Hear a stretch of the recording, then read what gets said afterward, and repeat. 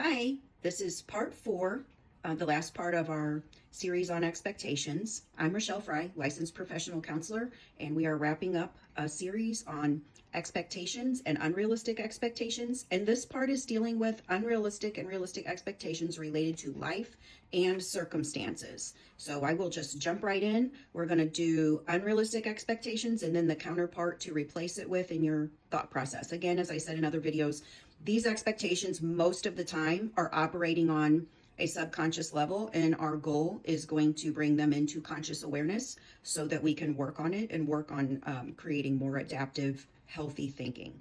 Okay, so unrealistic expectation number one about life and circumstances is life is not fair.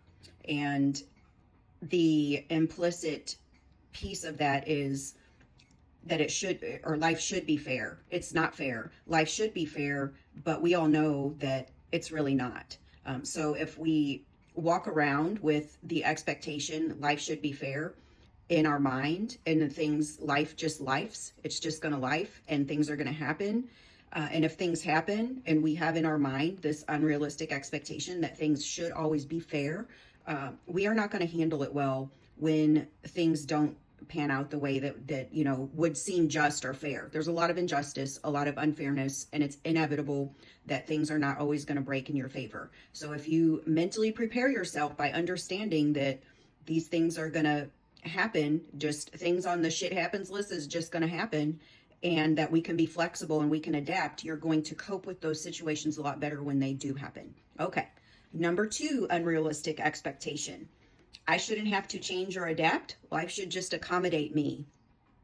People who take this view don't function very well in life because the nature of life is change. Change is an inevitability. And so when people do take this view that they shouldn't have to change or they don't want to change, it's unhealthy and it's difficult to be in a relationship with that person. A more adaptive view on that is I will change, so will my needs, my dreams, and my priorities. I promise you, in the last 3 decades, I've been 3 whole different people. Like, my views and my beliefs have changed so much. There's a few things that haven't changed, but the majority of things have changed. We should always be trying to change and grow.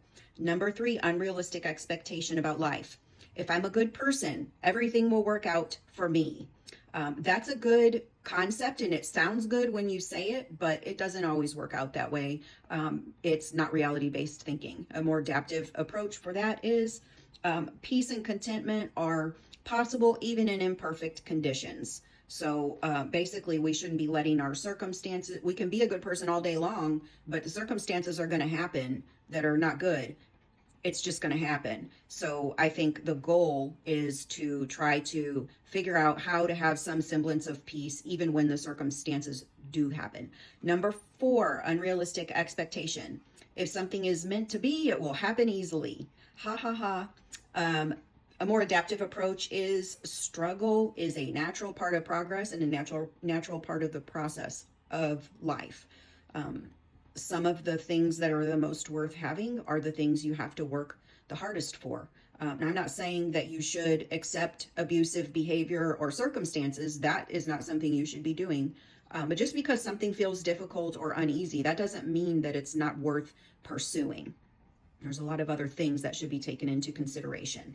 Okay, number 5, and lastly, once I reach a certain milestone, amount of money, weight, marital status, etc., I'll finally be happy. Okay, so basically, if you take that view, you're sitting around waiting for something to happen in your life instead of engaging with life in the moment, and that is really anxiety and depression inducing to people if they're like sitting around just waiting to be married because they're single, or if they're sitting around just waiting to be promoted, and if they have this certain income then they finally will have arrived. That's depressive. It's unhealthy, just because we don't always have control over those circumstances, or forcing those things in an untimely manner is not always healthy either. So that again goes back to kind of being content in the circumstances that you're in. And the adaptive thought for that is not everything will feel good right away.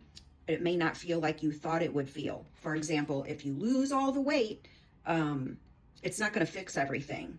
There's a lot to take into consideration. And if you get the thing you've always been wanting, like the grass is greener, it may not be as green as you thought it was going to be. So there's value in blooming where you're planted, kind of just trying to practice gratitude and mindfulness in the moment that you're living in.